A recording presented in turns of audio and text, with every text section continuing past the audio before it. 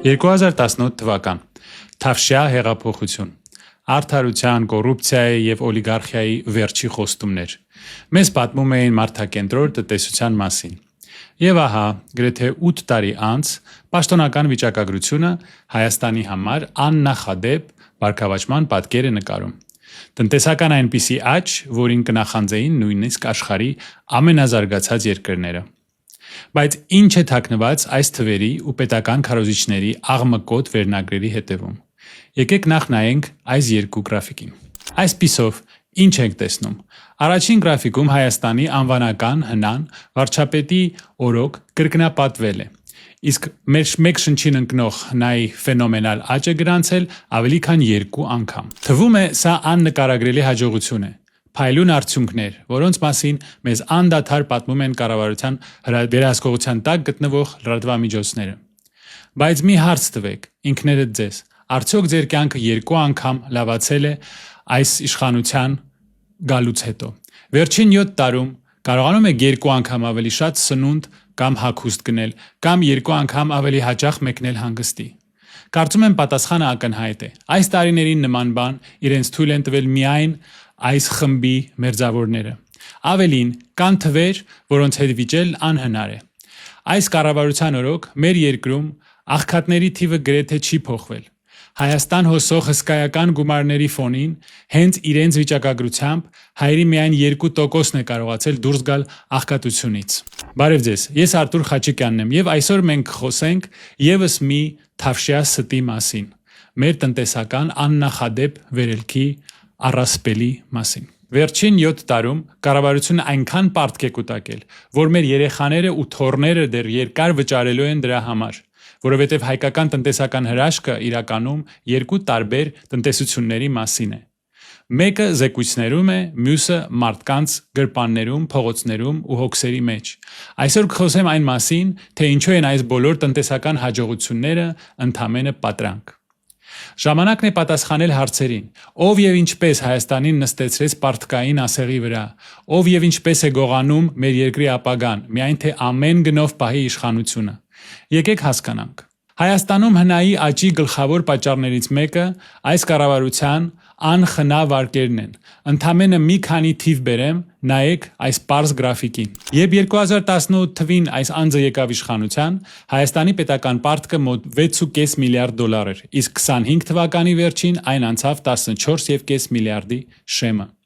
Այսինքն 7 տարում այս անձը ու իր թիմը ավելի շատ պարտք են վերցրել, քան նախկինները 30 տարում։ Մեր պարտքը կրկնապատկվել է։ Ուստի, երբ ձեզ պատմում են կառուցված դպրոցների, ճանապարհների ու հիվանդանոցների մասին, իմացեք, դրանք կառուցվել են ձեր երեխաների ու թոռների հաշվին վերցրած փողերով։ Սա այս անձի վստակված փողը չէ, նա ուղղակի այն հանել է ձեր գրպանից, առանց ձեզ տեղյակ պահելու։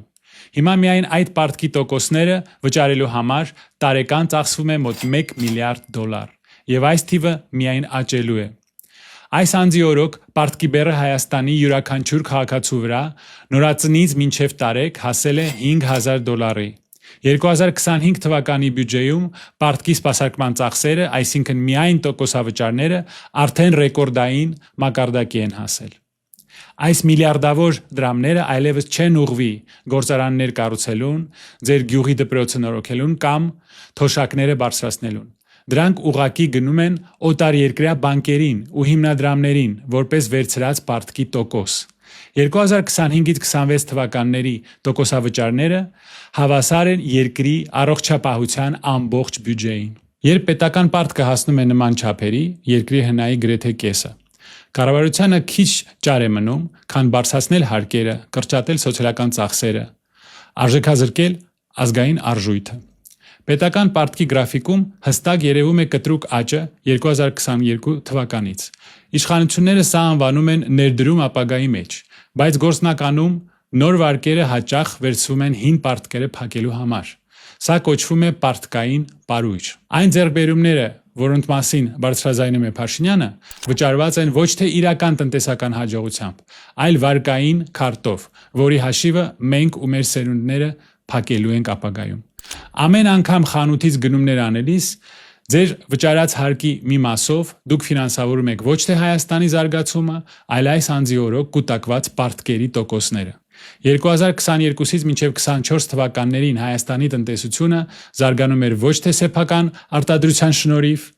այլ նման էր մի դատարկ հյուրանոցի, որը հանկարծակի հարուստ հյուրերի ներհոսք ունեցավ։ Երբ 2025 թվականին այդ հոսքը սկսեց ցամաքել, ի հայտ եկավ փաշինյանական մոդելի ամբողջ անճարությունը։ Մի քանի տարում ռելոկանտների հաշվին դրամական փոխանցումները Հայաստան աճեցին գրեթե 300%-ով։ Բայց հիմա մենք զգում ենք պախմելի էֆեկտը։ Հյուրերի ներհոսքի ժամանակ բարձրացած վարկավճարները ու գները պահպանվում են, մինչդեռ բնակչության եկամուտների աճը կանգ է առել։ Տնտեսությունը պարզապես ժամանակավորապես ուռճացել էր, եւ հիմա մենք սկսում ենք ցավով հատուցել դրա համար։ Փաշինյանի կառավարության ոչ պրոֆեսիոնալիզմի գինը գնալով ավելի է թանկանալու։ Բայց Հայաստանի տնտեսական հրաշքի իրական պատճառը ոչ թե այս վարչախմբի հանճարեղ տնտեսական քաղաքականությունն է, այլ Ռուսաստանի դեմ պատժամիջոցները։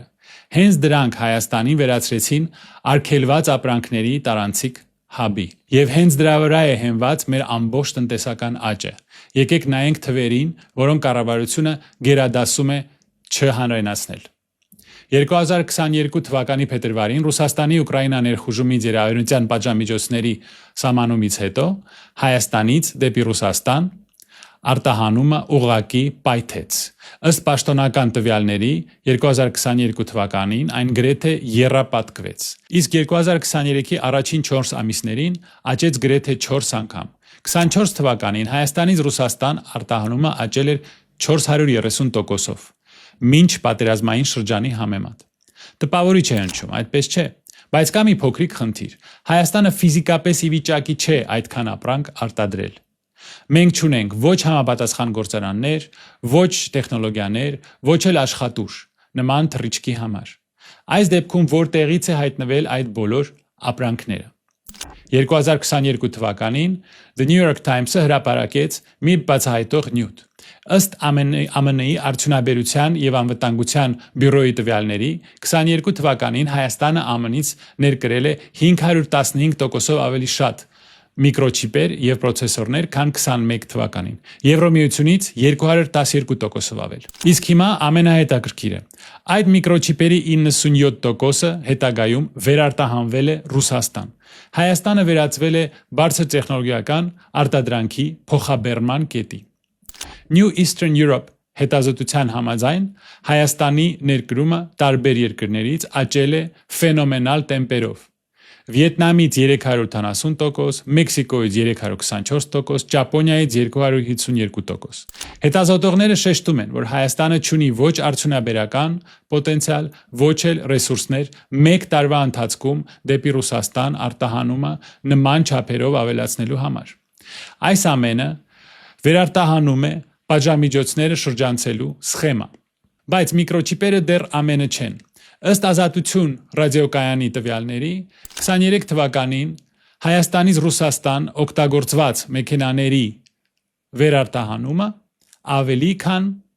կրկնապատկվել է։ 2024 թվականին Siendo գիտական ամսագրում հրապարակված հետազոտությունը ցույց է տալիս, որ երրորդ երկրների դեմ ուղղված երկրորդային պատժամիջոցները կտրուկ նվազեցրել են մեքենաների ուղիղ արտահանումը Վրաստանից Ռուսաստան։ Բայց փոխարենը շեշտակի աճել է մեքենաների հոսքը Վրաստանից դեպի Հայաստան, Ղազախստան եւ Ղրղըզստան, որոնք Ռուսաստանի հետ միևնույն առևտրային բլոկում են։ Պարզ ասած, արևմտյան մեքենաները Վրաստանով մտնում են Հայաստան, այստեղից էլ Ռուսաստան։ Իսկ հիմա ամենազավեշտալի ու բնադրական օրինակի մասին։ 25 թվականի հունիսին հայկական ծաղիկների շուրջ մեծ սկանդալ պայթեց։ Ռոսսոլխոզնadzորը սպառնաց արգելել Հայաստանից ծաղիկների ներկրումը։ Պաշտոնական պատճառը այն էր, թե իբր հայկական ծաղիկները չեն համապատասխանում ռուսական չափանիշներին եւ դրանց մեջ հաճախ կարանտինային օբյեկտներ են գտնում։ Բայց իրականում Ռուսաստանը կասկածում էր, որ Հայաստանը պարզապես վերարտահանում է երրորդ երկրների ծաղիկները։ Պատկերացրեք, փոքրիկ Հայաստանը իր խիստ կլիմայով ու գյուղատնտեսական սահմանափակ ռեսուրսներով հանկարծ դարձել է Ռուսաստանի ծաղիկների խոշորագույն մատակարարողը։ Անհասկանալի է, չէ՞։ Հայաստանի էկոնոմիկայի նախարարությունը նույնիսկ հերքում տարածեց, թե արտահանող ընկերությունները այլ երկրներից ծաղիկ չեն ներկրում, բայց ռուսական կողմը ակնհայտորեն չհավատաց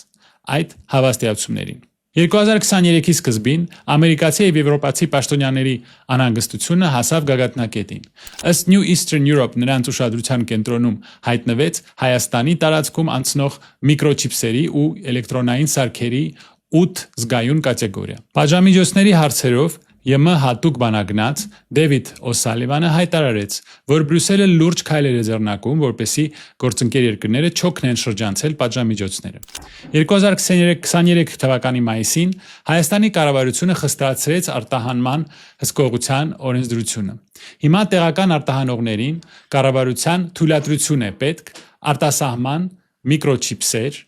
տրանսֆորմատորներ, տեսախցիկներ եւ այլ էլեկտրոնային սարքեր վաճառելու համար։ Ամենաուժեղ հարվածը հասցվեց ոսկու միջոցով։ The Insider եւ հետքի հետաքննությունը, որը հրապարակվեց 24 թվականի նոյեմբերին, բացահայտեց, որ հայկական ընկերությունները օգնել են Ռուսաստանին շրջանցել ոսկու առևտրի էմբարգոն։ Ազդեցիկ քաղաքական գործիչների աջակցությամբ 22 թվականից ի վեր միլիարդավոր դոլարների ոսկի է ներկրվել Հայաստան։ Բայց թանկարժեք մետաղը երկրում չի մնացել, այլ դեպի Արաբական Միացյալ Էմիրատներ ոսկու արտահանումը ռեկորդային ցուցանիշների է հասել։ Eurasia-Net-ի 25 թվականի հունիսի 10-ի տվյալներով Հայաստանի արտաքին առևտրաշրջանառությունը 25 թվականից առաջի 4 ամիսների ուղղակի գահավիժել է։ Առևտրի ընդհանուր ծավալը կազմել է 6.3 միլիարդ դոլար, սա 24 թվականի նույն ժամանակաշրջանի համեմատ ահռելի 53%-ի անկում է։ Պատճառը ոսկու ու ադամանդների ներկրման եւ արտահանման կտրուկ նվազումն է։ Ըստ Insider-ի 25 թվականի հունիսի դրությամբ Հայաստանը զգալիորեն կրճատել է ռուսական ոսկու վերարտահանումը, ինչի պատճառով Ռուսաստանի հետ երկկողմ առևտուրը տարեսկզբից նվազել է 3 միլիարդ դոլարով։ Ռուսաստանի փոխվարչապետ Ալեքսեյ Օվերչուկի խոսքով տարեկան ընդհանուր անկումը կկազմի շուրջ 6 միլիարդ դոլար։ Ինչպես հայտնում է Horizon Weekly 26 թվականի հունվարի դրությամբ, Հայաստանի եւ Ռուսաստանի միջև առևտուրը նվազել է մինչև 6 եւ 7 միլիարդ դոլար։ Սա նախորդ տարվա համեմատ գրեթե 50% անկում է։ 25 թվականի առաջի կեսին Հայաստանից ոսկու արտահանումը կրճատվել է 4 անգամ։ Այս ամենի ֆոնին տրամաբանական հարց է առաջանում. իսկ ինչ է կատարվում իրական տնտեսության մեջ։ Այստեղ պատկերը մխիթարական չէ։ Մինչ կառավարությունը մեզ պատմում է հնայի աճի մասին, որի հիմքում կազինոներն են, բանկերը ու ռեստորանները, իրական հատվածը, արդյունաբերությունը անկում է ապրում։ Հայաստանը վերածվում է առնեմ ծախեմի ու մատուցողների երկրի, կորցնելով իրական արտադրության հիմքերը։ Ըստ վիճակագրական կոմիտեի 25 թվականին արդյունաբերական արտադրանքի ծավալը նվազել է 1.2%-ով։ Գյումրիի, Վանաձորի, Հրազդանի գործարանները կամ կիսատ են աշխատում, կամ փակվում են։ Նոր աշխատատեղերը հիմնականում Երևանում են, սպասարկման ոլորտում։ Գյուղատնտեսության բաժինը հնայում նվազում է, մոտ 11%-ով։ Արտադրականությունը մնում է ցածր, իսկ փոքր ֆերմերները անմրցունակ են։ Երկիրը շարունակում է ներկրել սննդամթերքի մեծ մասը։ Մտեք Երևանի կամ Գյումրիի ցանկացած խանութ, հագուստը, տեխնիկան, լվացող միջոցները եւ նույնիսկ տարրական մթերքները, հացահատիկը, ձեթը, շաքարավազը 90%-ով ներկրված են։ Լինելով գյուղատնտեսական երկիր, մենք ներկրում ենք ցորեն, ձեթ, շաքար եւ նույնիսկ միս։ Փաշինյանի օրոք հիմնական մթերքների գծով երկրի ինքնաբավության մակարդակը իջել է 50%-ից։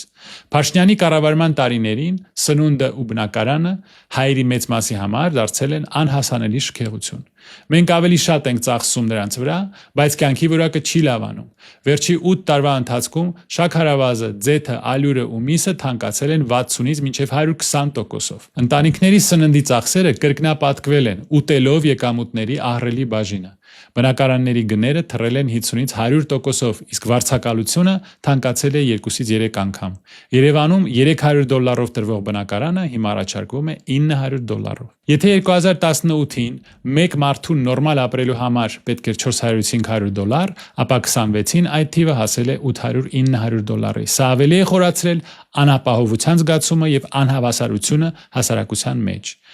Այսօր Հայաստանը հիշեցնում է մի տնտեսական կղզի, որը գրեթե ոչինչ չի արտադրում, այլ միայն սպառում է ներկրվածը։ Մենք միլիարդավոր դոլարներով ավելի շատ գնում ենք դրսից, քան վաճառում ենք մեր սեփական ապրանքը։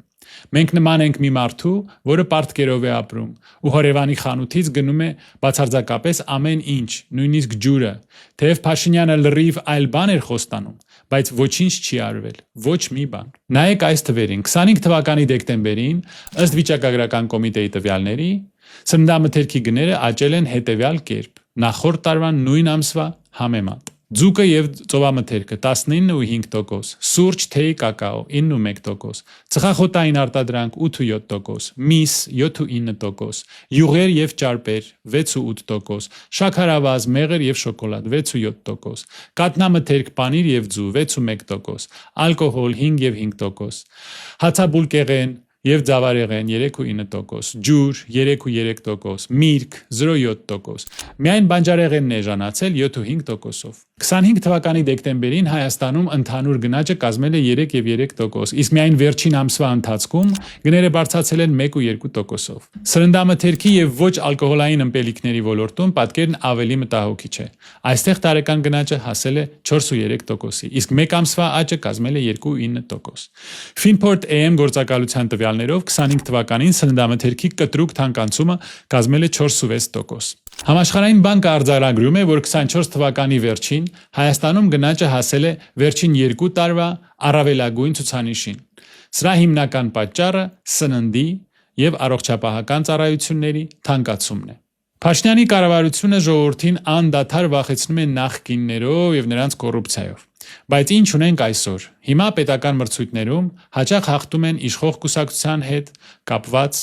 ընկերությունները։ Փոքր բիզնեսի համար արդար մրցակցություն այդպես էլ չկա։ Իշխանությունները ընկերություն են ընտրում առանց մրցույթի,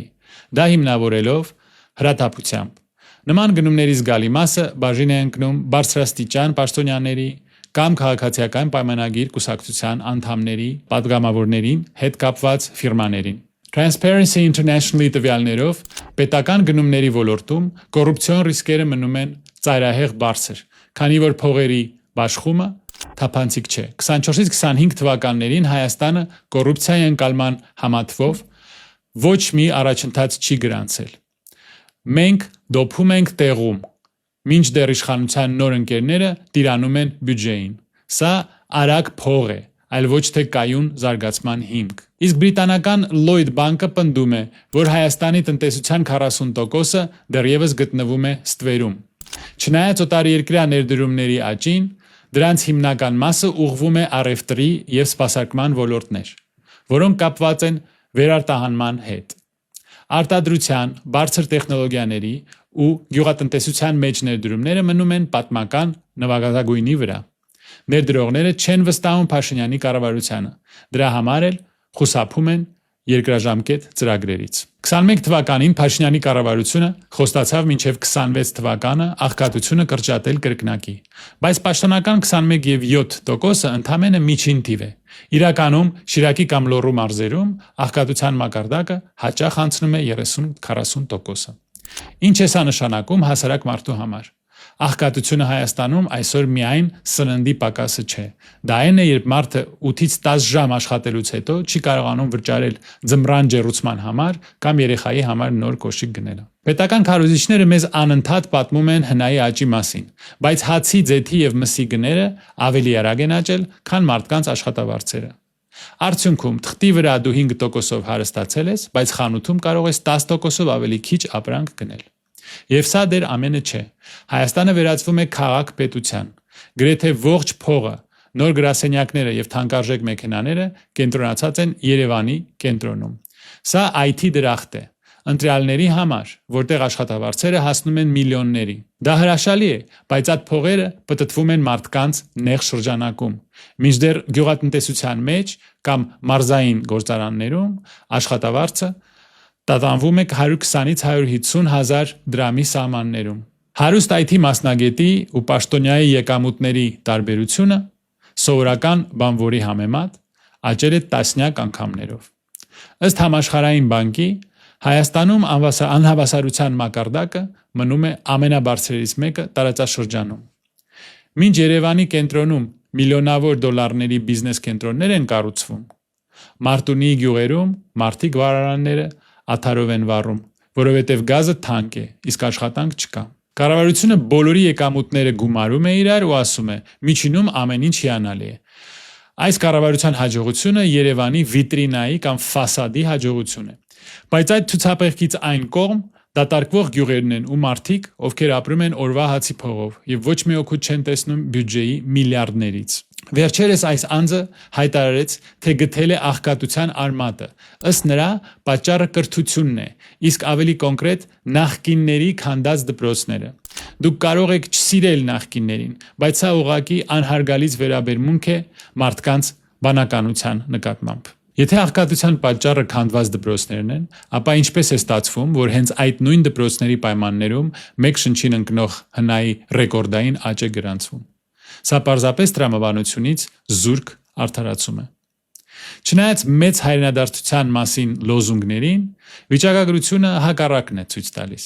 Վերջին տարիներին Հայաստանից հեռացողների թիվը կայուն կերպով գերազանցում է վերադարձողների թվին։ 24 թվականին այդ տարբերությունը կազմել է մոտ 30,000 մարդ։ Միգրացիայի միջազգային կազմակերպության տվյալներով Հայաստանում տնային տնտեսությունների գրեթե 25%-ը ունեն առնվազն մեկ անդամ, որը աշխատում է արտերկրում, հիմնականում Ռուսաստանում եւ Եվրոպայում։ Լավագույն բուհերի շրջանավարտների մոտ 40%-ը երազում է ուսումը շարունակել դրսում եւ չի պատրաստվում վերադառնել Հայաստան։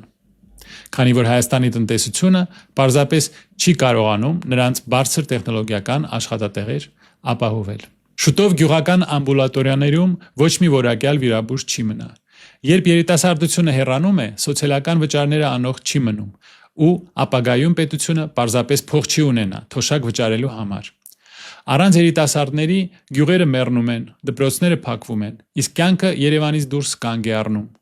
Արդյունքում Հայաստանը արտահանում է իր լավագույն մարդկանց, բայց ներկրում է ապրանքներ ու օտարի վարկեր։ Սա երկիրը տրանսֆերներով ապրող ծերանոցի վերածելու ճանապարհ է։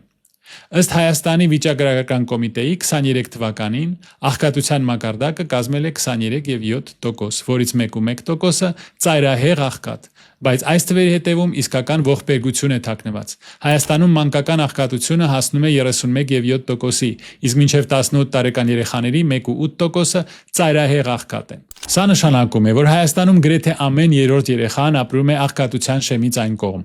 Աղքատ են համարվում այն քաղաքացին, ում ամսական սպառումը չի գերազանցում 53,590 դրամ, մոտ $139։ Ծայրահեղ աղքատների դեպքում այդ թիվը ավելի սարսափելի է, ամսական ընդամենը 29,776 դրամ։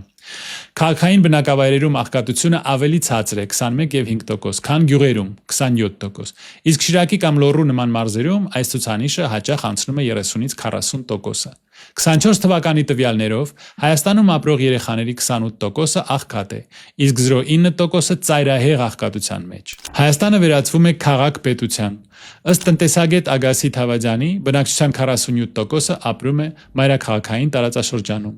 իսկ մասնավոր հատվածի աշխատատեղերի 76%-ը կենտրոնացած է Երևանում։ Թավադյանը շեշտում է, որ այս կենտրոնացումը միայն աճում է։ 22 թվականին մասնավոր հատվածում զբաղվածությունը Երևանում աճել է 19,5%-ով, մինչդեռ մարզերում ընդամենը 4,7%-ով։ Կանխատեսվում է, որ Երևանի բաժինը մասնավոր աշխատատեղերում կարող է հասնել 80%-ի։ Հայաստանում միջին մաքուր աշխատավարձը կազմում է $637, ինչը 8,1%-ով բարձր է Ռուսաստանի ցուցանիշից $579։ Բայց այս թիվը հիմնականում ձևավորում է Երևանի հաշվին։ Ըստ Համաշխարհային բանկի, անհավասարության մակարդակը Հայաստանում մնում է ամենաբարձրերից մեկը մեր տարածաշրջանում։ Բայց հայկական տնտեսական հրաշքի իրական գինը հատկապես ակնհայտ է դառնում էներգետիկ կախվածության մասին խոսելիս։ Այստեղ պատկերն ուղղակի սարսափելի է։ Հայաստանի սպառած բնական գազի 88%-ը մատակարարվում է Ռուսաստանից։ Գազը օգտագործվում է թե էլեկտրոէներգիա արտադրելու, թե ջեռուցման համար։ Տրանսպորտի ոլորտն առավել քան խոցելի է։ Մեքենաների 73%-ը աշխատում են գազով։ Բայց սա դեռ ամենը չէ։